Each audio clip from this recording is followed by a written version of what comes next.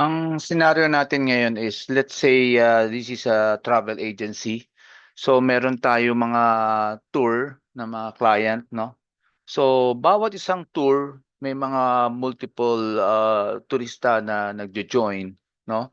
So, palagay na natin ito yung tour at ito yung mga turista na nagjo-join, no, per package. Kasi sometimes individually pumupunta dun sa travel agency or tumatawag at nagbabayad. Pero yung bill natin, binibill natin as package. So, ibig ko sabihin, hindi mo naman siya mabibill individually. So, paano ang workaround dito? So, yun yung di-discuss ko, no? So, let's start. So, una-una, i-create mo yung tour as a new client. So palagay na nating tour 102, no? So copy, di meron ka ng pangalan ng tour. Now, idadagdag na natin ngayon yung mga turista na nag-enroll o nag-join ng tour na yon kung saan man siya pupunta. So, ang gagawin natin, add job, no? Hindi new customer, add job. And then, kung mapapansin mo, dito may customer tour 102, 102, 102, pero ang pangalan lang is, halimbawa, person 1. Now, bakit person 1 ang tinype ko? I just want to prove na pagka under job, kahit meron ng person 1 sa ibang group, pwede pa rin. Sometimes kasi yung tao na yon sumasali ng multiple tour, no? So pwede pa rin.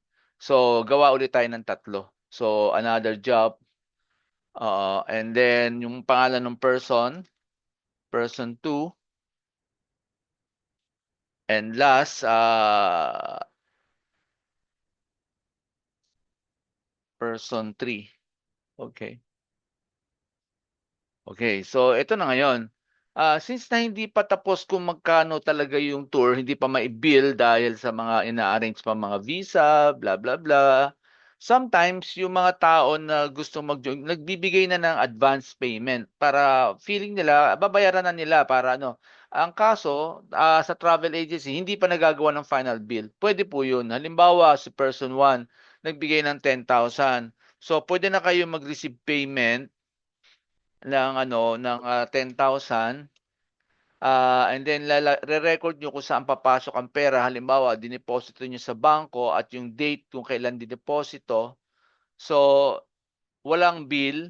So, save and close. So, tinatanong niya, this will be overpayment kasi wala ngang bill. Yan, okay. No need to print credit memo. No need to print, no? Click okay. So, naka-negative siya kasi wala pang bill eh. Naghihintay, no? So, yung person 2, halimbawa, nagbigay ng 8,000, ganun din. 8,000. Okay. Sa BDO din pumasok. You can choose, no? Whether sa GCash nyo o sa Petcash nyo. O alam mo, sa Petcash to. Okay. Yung reference, pwede mong gamitin kung anong gusto mong ilagay. No? Okay. Then the lastly, yung third person, halimbawa, GCash ang ginamit niya, nagbigay siya ng 15,000. So, receive payment. Since na walang GCash dito, mag-add tayo ng GCash. Okay, and then add. So may GCash na. And then maglagay tayo ng memo. O halimbawa, kung ano man memo gusto mong ilagay tungkol dun sa reference na yan. So nagbigay siya ng 15,000. Okay. Now, na-pull mo na lahat, na-record mo na properly. Ngayon, natapos na, alam na yung final bill. So, pupunta na tayo dun sa package name. This is not a person. This is the name of the tour, no? Okay, mag-i-create tayo ng invoice. Then, halimbawa, siyempre, kailangan yung mga detail, i-create mo muna sa item and services. I'll show you muna, no? Item and services dito. Kasi anything na gusto mong palabasin sa bill, sa invoice, kailangan naka-declare dito. So this time nag-create ako ng services na ang pangalan ay ticket, whatever, kasi hindi naman ako masyadong familiar. And then inassign ko siya sa income account. So you can ika nga based on your understanding kung saan dapat pwede naman ilagay, no?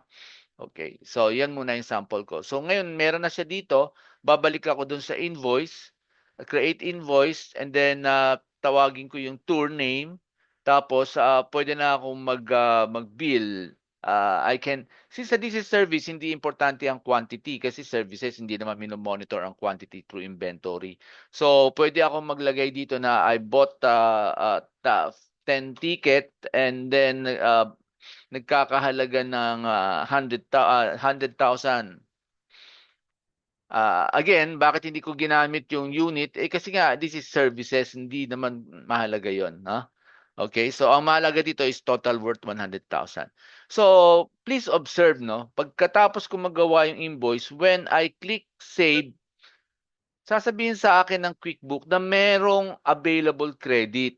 Ito na yung mga binayad ng mga member ng package tour. Would you like to apply? The answer is yes. Yun na nga yung gusto nating i-resolve na issue.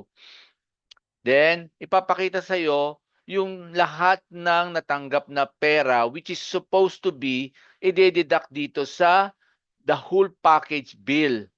So, checkan mo ngayon kung sino ang idadagdag.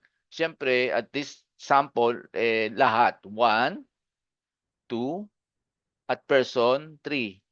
So, total of 33,000. And then click done. You're about to transfer credit to another job.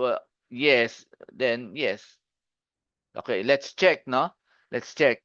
So, mapapansin mo sa mga person 1, 2, 3, wala nang naka-negative. At mapapansin mo, nasa tour na siya at yung remaining balance na lang na 67,000. And to verify it, when you click the open balance, the original invoice is 100,000 at remaining balance is 67. So, ganun po yung the way to encode kapag similar scenario ang na-encounter niyo sa client niyo.